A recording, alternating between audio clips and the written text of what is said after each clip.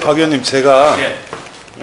지금 아프리카 시민 방송을 통해서 시청하신 분들이 그 의견 그룹이 몇 가지 의견들을 이게 생중계를 제시해주는데, 하셨습니까? 네, 박 의원님 별걸 다 생중계를 하십니다. 이럴 줄 알았으면 머리도 잘 빗고 지금 계속 되고 있는 거예요? 지금 나온 의견 그룹이 세 가지가 좀 진행이 됐는데, 하나는 정파 등록제에 관해서 박 의원님 말씀을 하신 걸로 알고 있는데, 민주당 얘기를 좀 물어봤어요.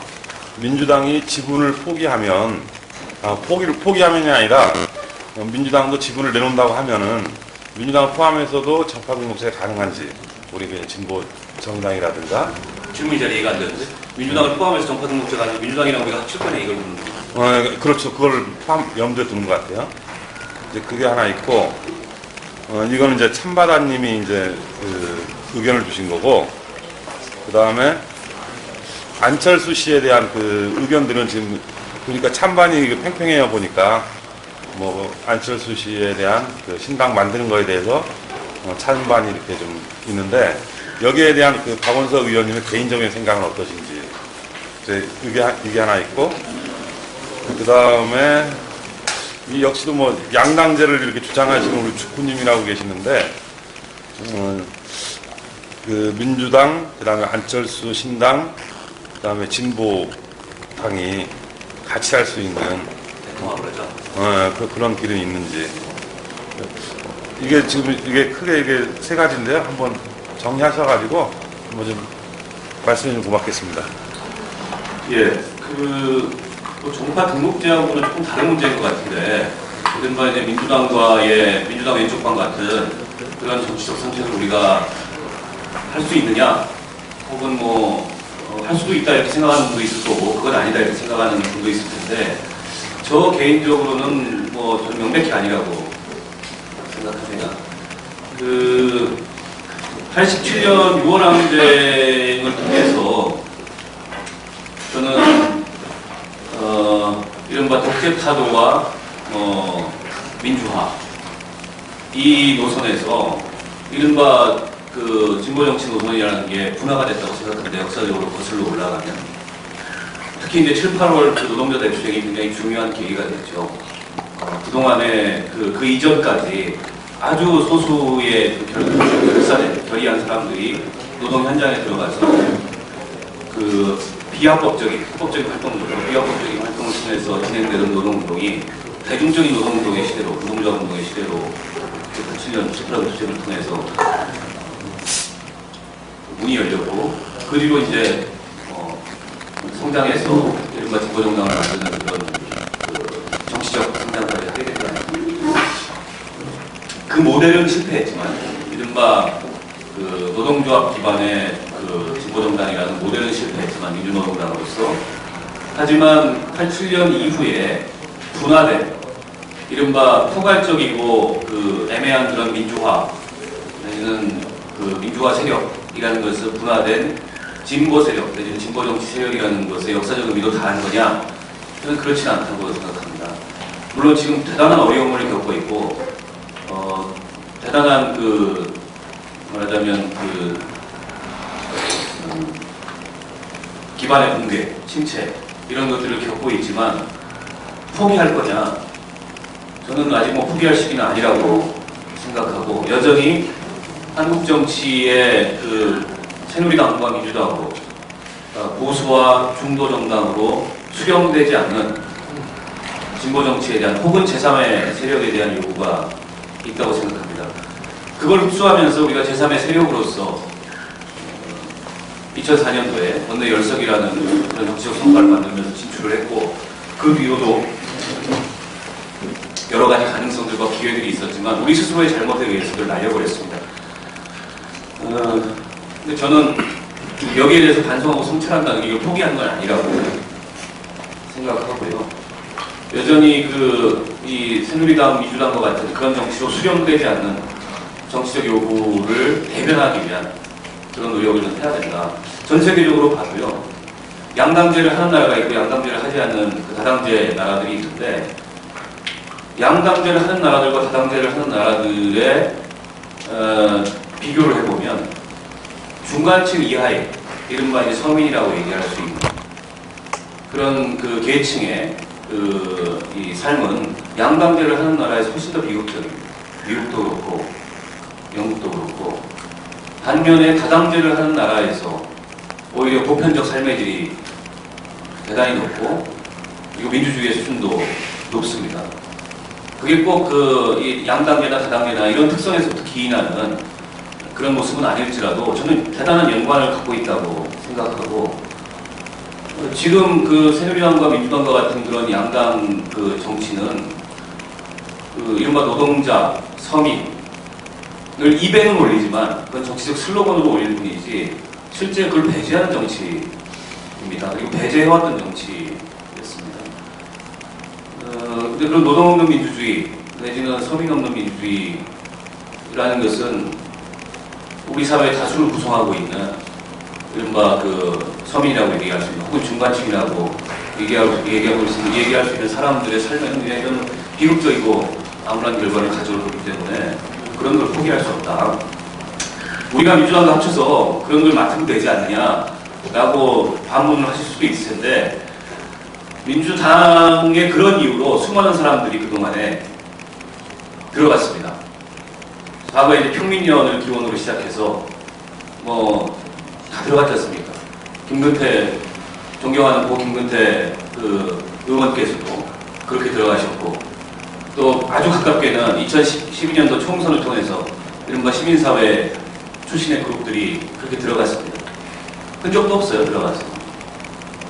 그건 그 정당이 안고 있는 뿌리와 그 정당의 태생과 그 정당의 생리가 그 지역주의 기반의 그런 어떤 이 기득권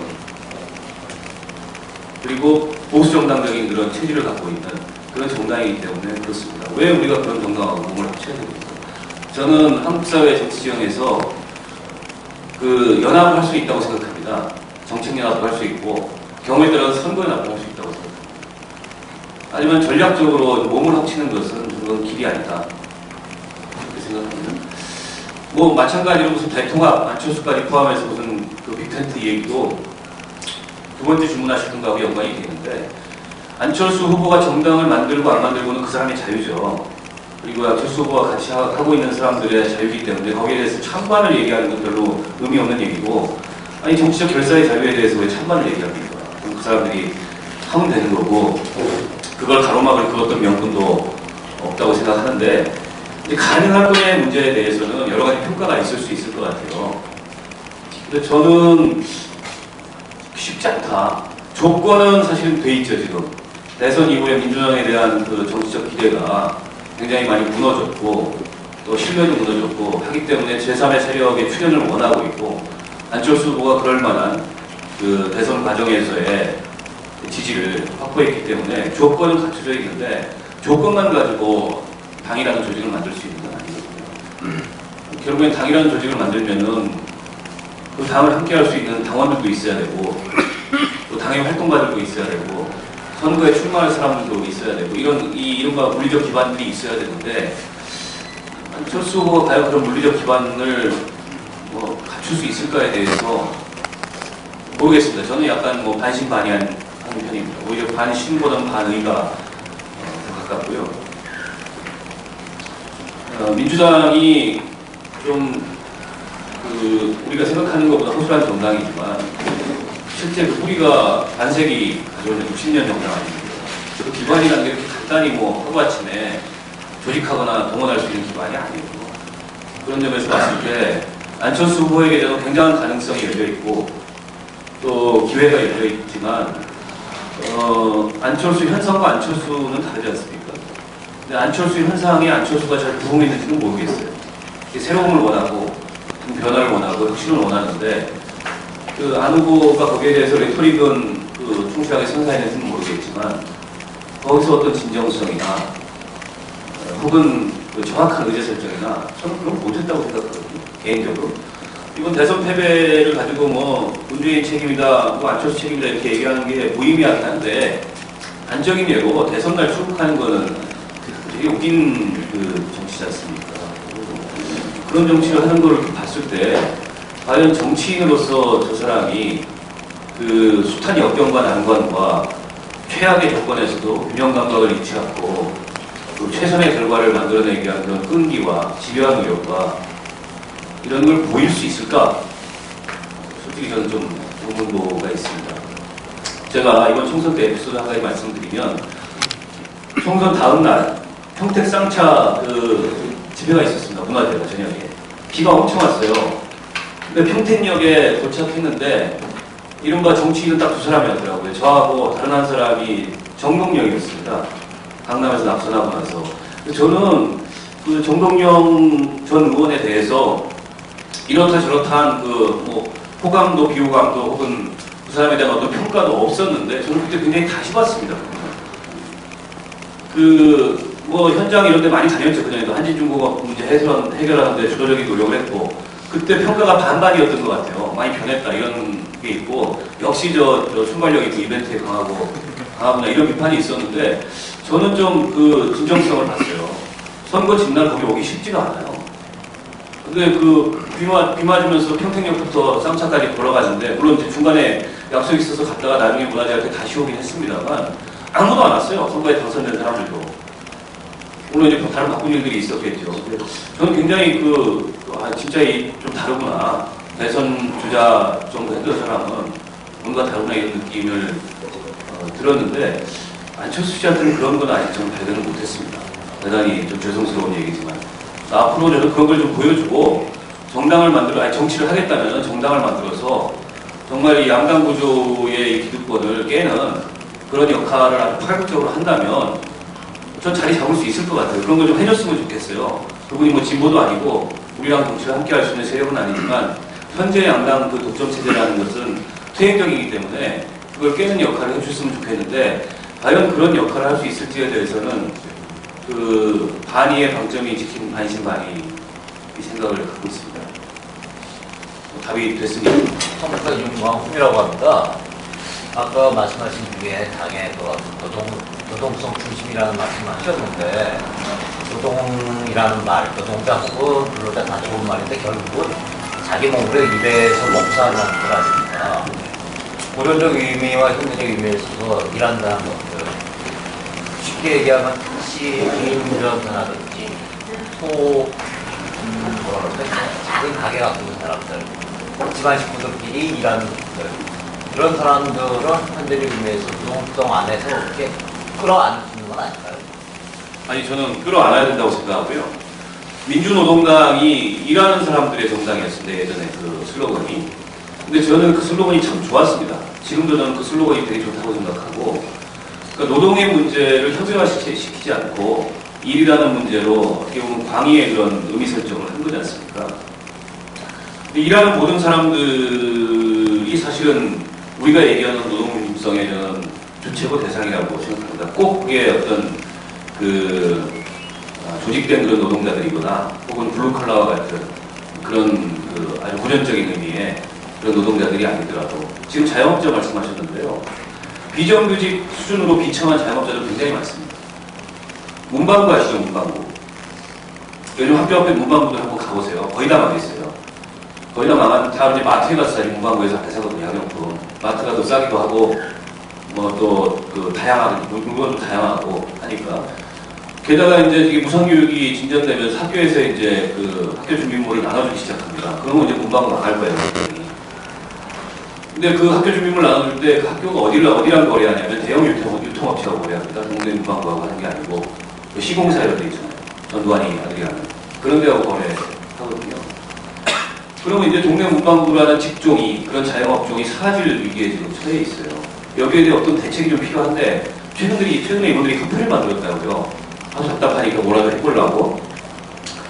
근데 사실은 당에서 이런 거를 당의 사업을 좀 뚫고 들어가야 된다고 생각하고, 그게 지방자치단체의 조례로든 아니면 교육감들의 학교에 보내는 권고로든 어쨌든 학교에서 나눠주는 학교 착습 준비물에 대해서는 그 지역사회 내에 있는 그런 이 문구 유통점을 활용하도록 하는 그런 노력을 뭐 법으로 할 수 있는 건 아닌 것 같아요. 제가 좀 찾아보긴 해야 되겠는데, 아니 뭐 학교 운영위원회 같은 데를 통해서 당에서 조직적으로 그런 사업을 하는 이런 게 좀 필요하다고 생각합니다.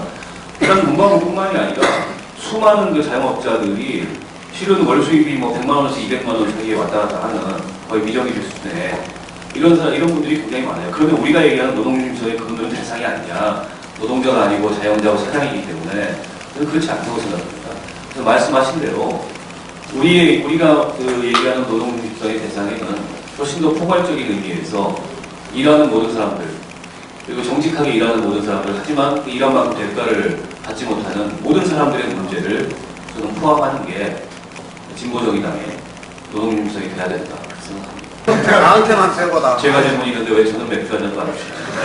그래서 의원님은 맥주 한잔 드시는 것 같아요. 저는 정릉의 방장이라고 합니다. 저는 소통가도 아니고 뭐 노동운동 이런 것도 해본 적이 없고 그냥 방문으로 맨날 돈만 내고 일하는데 위원장님 제가 정말 여쭙고 싶은 건 이번에 대선 겪고 총선 겪고 나서 우리가 이렇게 쭉 나가는 거 보고 나서 결국에는 진짜 예전에 주대한 의장이 얘기하시던 그 말이 맞았던 거 아닙니까? 주대환 의장님을 그 선배님을 꼭 집어서 얘기하는 집어서라기보다 그 그룹들이 말씀하시던 그 말씀이 결국에는 맞았던 거 아닙니까? 이렇게 말씀하시는 게 알아듣는 분도 있고 못 알아듣는 분도 있고 그러는데 약간 이제 우리 박원순 삼인주의 말씀하는데 저는 이 삼인주의 그러면 어떤 사람은 그러는데 삼인주의가 이념이나 이런 것도 있고 어쨌든 뭐 삼인주의 그러니까 뭐 이념이 아니라고 얘기할 수도 있고 그렇지만 아까 말씀드린 어쨌든 여기 좀 이 경로가 좀 다른데 저 같은 경우는 이제 민주노동당부터 쭉 올 때까지 제가 몸담았던 그 진보정당 정책은 사실상 그 삼인주의요. 저는 어떻게 보면 삼인주의 우파 정도까지 밖에도 안전전쟁 또 실제로 이제 삼주의 그러면은 여성이 말하는 삼주의는 좌우로부터 공격받았다 하는데 저는 이제 그 정치를 김대중 전 대통령이 그렇게 얘기했다고 그러더라고요. 서성적 문제의식, 상명적 주시감각. 정치 좀 그런 식으로 실사구시해야 되는 거 아니냐. 그러면은 현재에 자기 사상과 인연을 가지고 정치를 만들려고 하지 말고 균합적으로 우리 국민들 내지는 그것이 민중이든 국민이든 삶이 절실히 요구하는 것이 무엇이냐를 가지고 정치를 출발하면은 적어도 현재 우리가 할 수 있는 것이 그 삼인주의 국가들이 이루고 있는 복지국가 뭐 그런 정책이 우리가 현재 취하고 실천해야 될 것이 아니겠느냐. 이제 결론적으로 그러면 그 주장을 했던 분들의 그 주장들이 요즘 좀 공감을 얻고 있는 것 같다. 이런 생각입니다.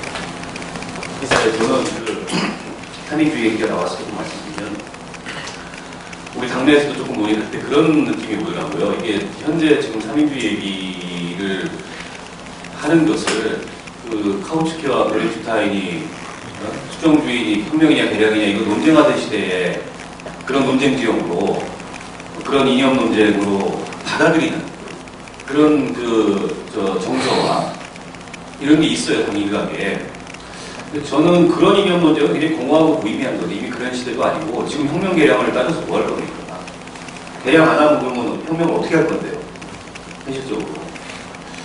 그리고 개량의 축적이 혁명이지 뭐 혁명이 별겁니까? 저는 그렇게 생각합니다. 지금 총칼을 들고 지금 때려박기 아니면은. 그래서 지금 우리 박창환 위원장님이 얘기하셨던 대로 삼인주의 그 정치 이념의 그 핵심은 저는 실사구시라고 생각해요. 그 당시에 수많은 사회주의자들이 그 이른바 이제 그 마르크스주의가 갖고 있는 경제결정론의 한계 때문에 그게 현실에 안 맞는 현실을 설명을 못하는 겁니다. 뭔가 이 자본주의를 극복하고 타도해야 되겠는데 그 마르크스주의의 방법론이나 그런 인식의 틀론이 이게 안 되기 때문에 그 현실에서 뭔가 이걸 변화시키고 바꿀 수 있는 고민과 고민 끝에 이른바 민족 수정주의, 뭐 삼인주의 이런 게 나왔던 거 아니겠습니까? 지금도 마찬가지라고 생각해요. 그렇기 때문에 현실의 정치에 천착하고 이 문제를 현실적으로 풀기 위한 그런 고민과 노력 이게 일단 첫 번째로 굉장히 중요한 거라는 생각이 들고 두 번째는 정치의 우선성에 대해서 우리가 합의하고 그걸 기치로 내세우는 겁니다. 사민주의 그 정치 이념의 혹은 그 이데올로기의 핵심은 이 혁명과 개량의 어중간한 타협이 아니고 정치가 우선하다는 것에 대한 철저한 믿음에 있었던 거죠. 그렇기 때문에 이른바 사민주의 노선이라는 것 결국에는 이게 정당 정치의 노선인 거고 그걸 통해서 세상을 바꾸겠다 혁명이 아닌 저는 이렇게 서구의 사민주의 전통이 발전했다고 생각해요. 전 지금 우리도 마찬가지라고 생각합니다. 우리 노회찬 대표가 자주 쓰시는 표현인데 NL과 PD가 공통점이 뭡니까? R입니다. R. 뒤에 R이 있잖아요. NL, PDR, PDR 이래가지고 그 R은 뭐예요? 혁명하자는 거잖아요. 혁명은 어떤 합법적인 제도적 수단을 통해서가 아니고 폭력을 수반하는 그런 공기를 통해서 하는 게 혁명입니다. 근데 우리 그런 거 안 하기로 진짜 합의한 거잖아요. 그리고 선거에 나오기 전에 혁명하려면 선거에 왜 나옵니까? 혁명하면 되지. 그렇기 때문에 저는 정치가 우선하고 그리고 정당이 그걸 정치 우선성을 실현하기 위한 좋은 정당을 만드는 것이 이 최고의 진보다. 이런 것에 대한 믿음의 공유가 저는 이 사민주의 핵심이 아니겠냐 이렇게 생각하고요. 그리고 나서 이제 특정한 정책들, 특정한 가치들을 발전시키기 위한 노력이죠. 이른바 복지국가와 같은. 근데 그 복지국가와 같은 그런 특정한 정책이나 특정한 가치를 발전시키기 위한 노력의 근저는 개인의 자유를 존중하고 개인의 자유를 최대한 보장하기 위해서 사회가 노력하지만 그건 사회가 강할 때 실현 가능하다. 이런 믿음이라고 생각해요. 사회가 약하고 이른바 자본의 권력, 시장의 권력, 경제 권력이 강하면 개인의 자유는 오히려 축소되고 제한이 됩니다. 그렇기 때문에 시장주의자들 내지는 자유주의 전통에서 얘기하는 그런 국가의 개입이나 이런 것에 대해서 아주 금기시하는 그런 건 오히려 개인의 자유를 제약할 가능성이 더 많다는 것이 저 현실에서 입증되고 있다고 생각해요. 그렇기 때문에 그런 공동체성에 대한 믿음에 기초한 강한 사회 그리고 그 강한 사회를 말하자면 유지하고 또 한편으로는 균형을 갖고 가고자 하는 그런 정부와 정치의 역할 이런 것들이 저는 지금에 있어서 우리가 사민주의를 보유할 때 우선적으로 좀 검토해야 될 지점들이지 혁명이냐 개량이냐 이런 문제는 좀 공하고 무의미한 언제 19세기 초반 18세기 후반 이런 얘기 저는 그렇게 좀 안 받아들였으면 좋겠어요. 그렇지 않으면 그렇게 안 받아들이면 우리가 이념 논쟁이 아닌 공간 이념 논쟁이 아닌 좀 더 생산적인 방법으로 사민주의를 한국화하고 사민주의를 우리화하는 그런 현실적인 노선을 만들어가 주지 않을까 그런 생각을 해요. 질문 아니고요. 어쨌든 말씀 잘 들었고 제가 지난번에 중구에서 간담회 할 때도 들었고 오늘도 듣는데 일정 부분 겹쳐지는 부분도 있고 개인적으로 우리 박원석 의원님이 지금 당에 대한 진단 그리고 향후 당의 전망 우리는 누구이고 우리는 어디로 갈 것인가 노 대표님이 하셨던 그 표현과 관련된 박원석 의원님의 입장과 상당 부분 개인적으로는 좀 공감하고 있다는 사전 취지를 드리면서요. 문제는 제가 지금 서울시당 사무처장인데 하급 당직자입니다. 당의 전반적인 고위당직자예요. 하급 당직자고요. 제가 무슨 당의 정책을 결정하거나 이런 걸 할 때 실제 제가 무슨 영향력을 행사할 수 있거나 그런 위치에 있지 않습니다. 물론 뭔가 노력을 하면 그럴 수도 있겠지만 당부드리고 싶은 말씀이 있어서 공감을 하면서 저도 이대로는 안 된다고 생각하거든요. 당이 지금 2차례 전략협의회를 했고 2월 15일에 3차 전략협의회 소위 노회찬, 유시민, 심상정 포함해서 의원들 최고위원들 어쨌든 선수들 어쨌든 한 20여 명 모여가지고 당의 진로와 전망을 모색하는 자리 아닙니까? 나름 결과물을 내와야 될 자리인데 좀 두 번 회의했는데 약간 공전되고 있다 이런 이야기를 좀 들었고 그리고 이제 설 지나고 전략협의회 하고 나서 2월 말에 2월 28일에 전국회의에서 올해 사업계획을 결정하고 예산안을 결정하고 진로와 전망에 대한 토론을 해서 일정 정도 합의를 본다. 이게 지금 타임테이블이라고 알고 있는데 서울시장도 지금 설문조사에 여기 응해주신 분들도 있을 거고 그런데 사업계획을 마련한 준비 중에 있거든요. 2월 20일 운영위 워크숍을 통해 사업계획을 작성하는데 지금 이제 제일 큰 문제는 제 문제의식은 그러니까 창당을 위한 사업은 할 수 있어요. 당이 없으니까 서울이 25개 지역이었는데 오늘 선거까지 해서 이제 5개가 창당했거든요. 20%. 20개를 더 창당해야 되고 이게 되게 이제 일상적으로 되게 중요한 일이고 기본적인 뭐 대응을 하면 좋겠는데 근데 우리의 좌표가 정확히 설정되지 않았기 때문에 당원들은 관망하고 있고 그러니까 당의 역동성이 지금 없는 거예요. 우리 저 길로 이렇게 한번 가봅시다. 이렇게 해서 다 같이 좀 당원들의 역동성을 좀 모아가지고 한번 이게 죽이되든 밥이되든 좀 해봐야 되는데 지금 그게 없는 가운데 지금 그것을 정하는 게 제일 중요한 문제인 것 같은데 어쨌든 그래서 당부드리고 싶은 말씀은 어쨌든 의원님이시고 원내대변인이시고 이런데 좀 전략협의회 때 좀 속도 있게 했으면 좋겠다. 저는 이제 뭐 리더십 포함해서 지도부 선출 선거도 저는 되게 당겨야 된다. 최대한 빨리 당겨야 된다. 개인적으로 이렇게 생각하고 있는데 이것을 속도 있게 할 수 있게끔 강력한 발언을 해주시고 필요하면 무슨 당원들의 모임을 만들든가 뭐 하든가 이렇게 돼야 된다. 지금 너무 우리의 처지와 조건에 비하면 너무 평온하다. 이대로 가다가는 그냥 10월에 빠르면 10월 연말에 안철수가 나오면 우리가 살찌 때는 더 없어질 것 같다. 이런 고민이 하나가 있어서 좀 강력하게 좀 당부를 드리고 싶고요. 그리고 이 자리에서 의원님이 여기 계신 분들한테 한 가지 해소해 줬으면 좋겠다는 게 어쨌든 어제 이제 신년 기자회견 통해서 노 대표님 지금 2월 14일 대법원 상고 뭐 언론을 통해서 당원들은 접했을 텐데 일부 당원들은 당에 이제 공식적인 방침이 무대응 뭐 이러고 뭐 이렇게 하고 뭐 이런 거 같은데 그래서 말을 안 하고 있고 이슈 파이팅도 안 하고 있잖아요. 당원님들한테 그 상황과 관련해서는 좀 여기 계신 분들한테 설명을 좀 해주셨으면 좋겠어요. 보도가 됐기 때문에 아실 거고 그 2월 14일로 이제 제3보 기일이 대법원에서 잡혔습니다. 이게 어떤 과정을 거친 거냐면 8년 전이니까 2005년 그 삼성 엑스파일 사건이 터졌을 때 그 엑스파일 속에 있는 삼성으로부터 깜빡받은 검사들 명단을 노회찬 대표께서 당시에 공개를 하셨어요. 국회 정론관에서 기자회견을 통해서 공개했는데 그거는 저 의원의 그 업무 유관 활동이기 때문에 판례상으로도 죄가 안 됩니다. 문제는 그걸 홈페이지에 올렸다는 이유로 이게 이제 통신비밀보호법 위반으로 기소가 됐고 1심에서는 유죄를 받았는데 항소심에서는 다 무죄를 받았어요. 두 가지 혐의가 하나는 저 명예훼손이고 하나는 그 통신비밀보호법상 합법적으로 취득하지 않은 그 정보를 누설했다라는 건데 2심에서 둘 다 무죄를 받았어요. 그러니까 대법원에서 명예훼손은 무죄지만 이 합법적으로 취득하지 않은 그런 정보를 누설한 것에 대해서는 유죄다. 이렇게 파기환송을 했습니다. 그래서 항소심에서 다시 징역 4개월에 집행유예 1년, 자격정지 1년이 나왔어요.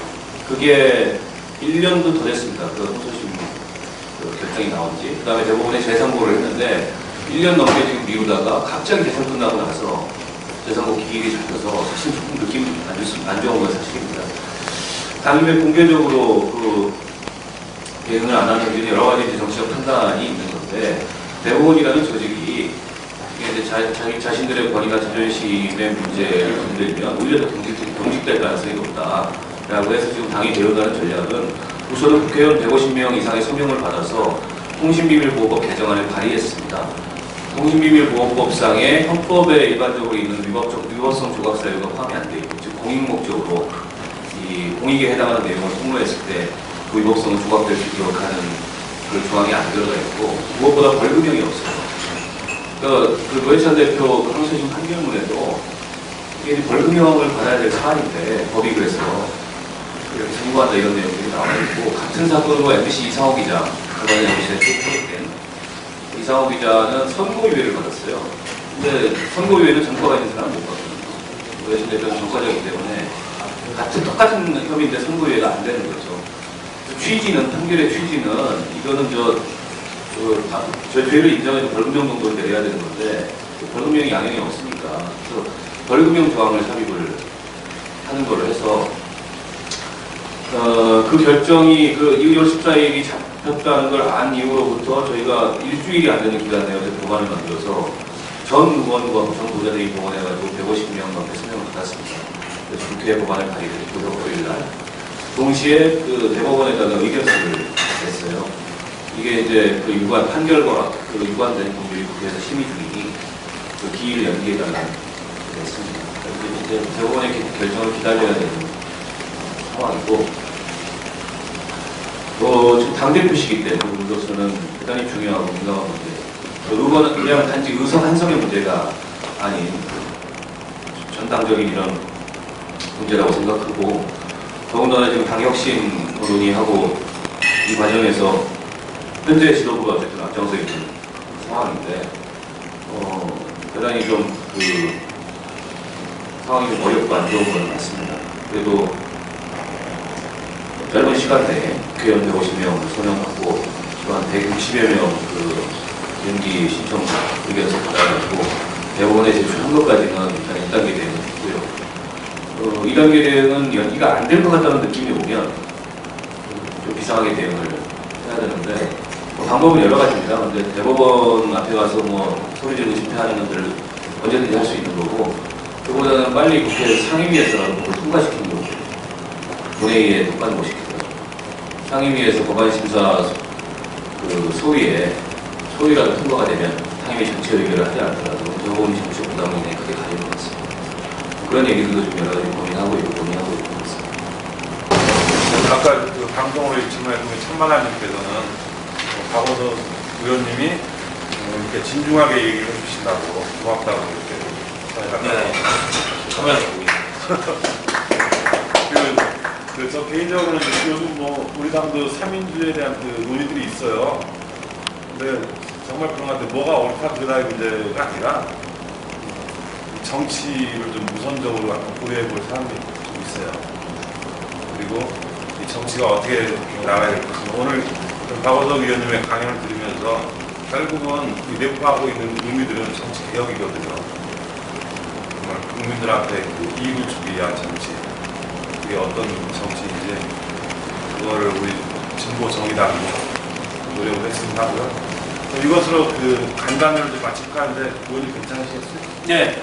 우리 다음 구성된 말씀 들어주셔서 고맙습니다.